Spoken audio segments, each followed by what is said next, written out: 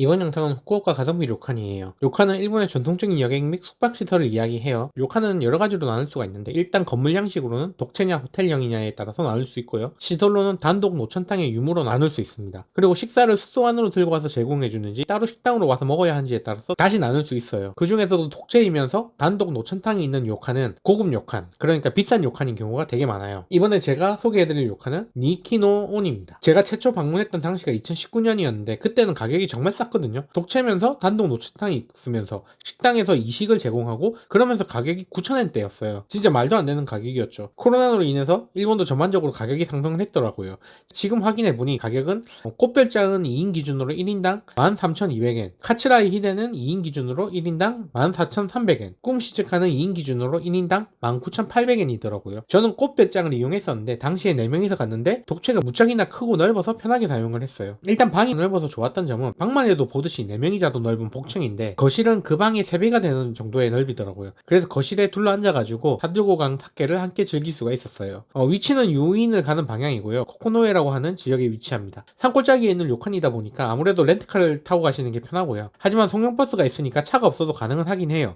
송영버스는 구에 인터버스 정류장과 bungo 나카무라역 이렇게 두 곳에서 송영을 해드립니다. 둘 중 어느 곳인지는 시간과 함께 연락드리면 송영버스가 마중을 나오니까 신청을 하시면 되고요. 최소한 17시 이전에 도착해야 송영버스가 운영을 하니까 꼭 그 전에 도착할 수 있도록 해야 돼요. 시간표는 마지막에 일정과 함께 안내해 드릴게요. 석식과 조식은 가이세키 스타일로 나오는데 훌륭한 한상으로 나오는 석식과 조식은 빈배를 채우는데도 충분히 양이 많았고요. 각 재료들도 신선하고 상당히 맛이 좋았어요. 료칸에 대한 설명은 다른 유튜브에서도 하고 있으니까 넘어가고요. 일정에 대해서 이야기를 해드릴게요. 일단 대중교통 이용을 할 경우에는 후쿠오카 공항에 도착하시면 매시간 08분에 후쿠오카 유인 버스가 있습니다. 3번 버스 정류장에서 탑승을 할 수가 있고요. 3시 8분 버스를 타면은 16시 49분에 도착하니까 반드시 그 전에 도착하시는 분들만 가능한 일정이에요. 우선 술을 좋아하신다면 한국 면세점에서 마실 술을 좀 구매해 두시고요. 공항에 도착하시면 시간이 좀 남으시면 공항 편의점에서 밤에 먹을 야식거리도 좀 구매해 주세요. 가이세키를 할 때 술을 시키셔도 됩니다. 시간에 맞춰서 버스를 탑승하시고 도착 시간에 맞춰서 송영버스를 타고 료칸으로 가시면 돼요. 우선 공룡탕을 가셔서 온천도 좀 즐겨주시고요. 가이세키를 즐기고 난 뒤에 방으로 오셔가지고 또 한잔 하시면서 개인 노천탕에서 온천을 즐겨주시면 돼요. 다음날 조식을 드시고 송영버스 시간에 맞춰서 역으로 내려달라고 하시면 됩니다. 송영버스 시간은 추후에 따로 물어본다고 하니까 가셔서 신청을 하시면 돼요. 13시 16분에 기차가 있으니까 거기에 맞춰서 역으로 가시면 되고 아니면 11시 14분에 버스가 있으니까 이 둘 중에서 시간에 맞춰서 내려달라고 하시면 됩니다. 유인은 오후에 도착을 하실 거고요. 유인역 앞에 관광정보센터가 있어요. 거기에 수화물 보관이 가능하니까 짐을 보관하고 유인 관광을 하시면 됩니다. 혹시 유인에서 다시 1박을 하실 예정이라면 체크인을 하시면 되고 그게 아니라면 다시 기차를 타고 넘어가는 예정으로 스케줄을 짜시면 돼요. JR을 타고 가시면 2시간 정도 걸리고 하카타역으로 도착이 가능해요. 5시 11분, 7시 26분에 출발하는 기차를 타면은 하카타역에 도착할 수 있습니다. 이렇게 1박 2일 일정이 되고요. 렌트카 일정도 좀 안내해 드리면은 일단 공항 렌트카 지점에서 출발하면 1시간 30분이 걸려요. 중간에 들을만한 곳들이 있는데 그 중에 한 곳이 마메다마치라고 하고요. 다른 한 곳은 코코노에 코케 아트입니다. 일단 설명해 드릴게요. 마메다 마치는 일본 전통 가옥들이 있는 거리로 일본 가옥들의 거리가 그대로 살아있는 지역이에요. 그리 넓지 않은 지역이고 많은 시간을 소요할 관광지는 아니고요. 예전에 저는 혼자 방문할 때 약 1시간 정도 구경을 했어요. 그리고 코코노의 코케 아트는 원래 가는 길에서 살짝 돌아가는 코스예요.